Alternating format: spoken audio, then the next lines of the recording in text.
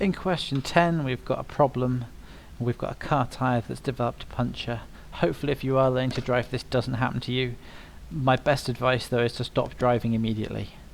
Tyre pressure P measured in PSI, which is one of the different tyre measurements for pressure. 2 minutes after this puncture is given by this. So we can see that this is an exponential relationship with the natural exponential E base. State the tyre pressure when the tyre became punctured. So this is T equals 0. So for A, all we need to do, T equals 0. If we put T equals 0 in here, we get P equals 8 plus 32 e to the 0. Now we know e to the 0 is 1, so we get P equals 40 psi. So that's the answer for A. We get told for part B that the tyre pressure halves 2 minutes after the puncture occurs. So at T equals 2 minutes after the puncture occurs, we know that the pressure is halved, so this is 20. What we're going to do is we're going to use this information here now to work out K. So 20 equals 8 plus 32 e to the minus 2k. So I've subbed in 2 for T, P for 20.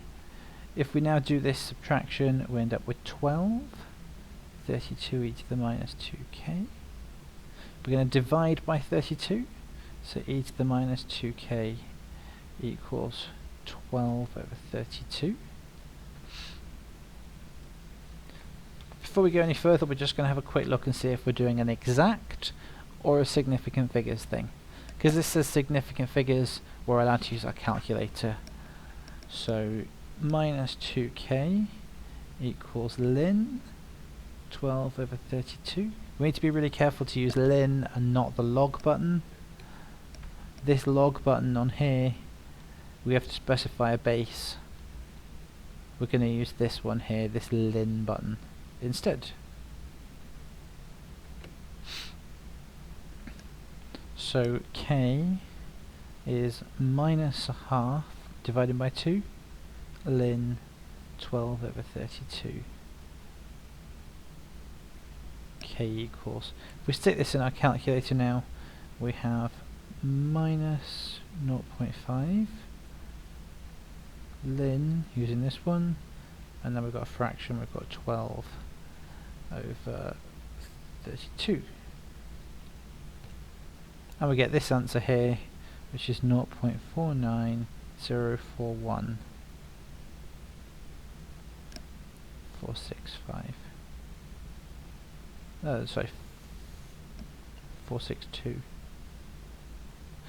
So k equals 0.4904 to 4 significant figures, which is what we're asked to show.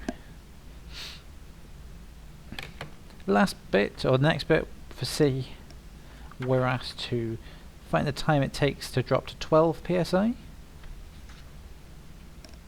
So P equals 12. 12 equals 8 plus 32 e to the minus 0.4904 t. All I've done is I've put in my pressure of 12 and my value of k from part B, and we're going to work this out and get an answer for t. So if we subtract this, we get 4.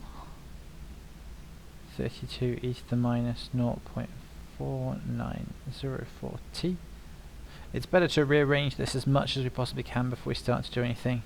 So we get e to the minus 0.4904 t. Let me just make the decimal point a little bit clearer. Is 4 over 32. Taking logs, natural logs, we get minus 0.4904 t ln 4 over 32. So we get t equals 1 over minus 0.4904 ln 4 over 32. I'm going to use my ants button to have this. So 1, I need to put this in as a fraction, 1 over minus ants, and then we've got ln, another fraction, 4 over 32. So this gives us T is 4.24017.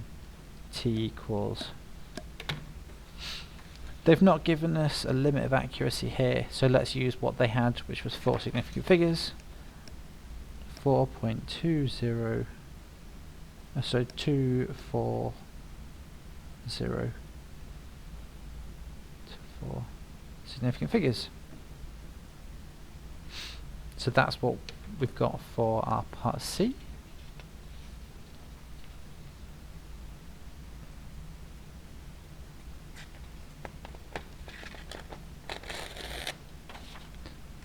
Put that there. For part D,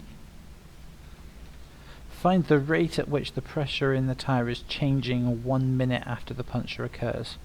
As soon as we see these words rate, we need to be thinking differentiate. So we need to find dP by dt. And this equals, well, the 8, if we differentiate, disappears. Here we're going to get a minus k at the front. So we're going to get minus k times 32 e to the minus kt. And we're asked to find the rate after 1 minute, so we know that t equals 1. So we're going to put our t equals 1 into the differentiated value. So we get minus k times 32 e to the minus k. Using our value of k from before, we have minus 0.4904. Now we need to use the E button, times 32 times, we need to use the E button, which is here, using shift, minus 0.4904. So just double check we've got this correct. We've got minus k times 32 e to the minus k.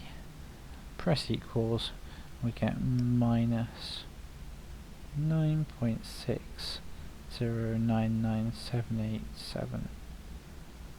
So we get dP by dt at t equals 1 is minus 9.61. If we were to give units for this, this would be psi per second. This means at exactly the point t equals 1, this is going down at 9 psi per minute. Okay, so psi per minute. So that's the end of this homework.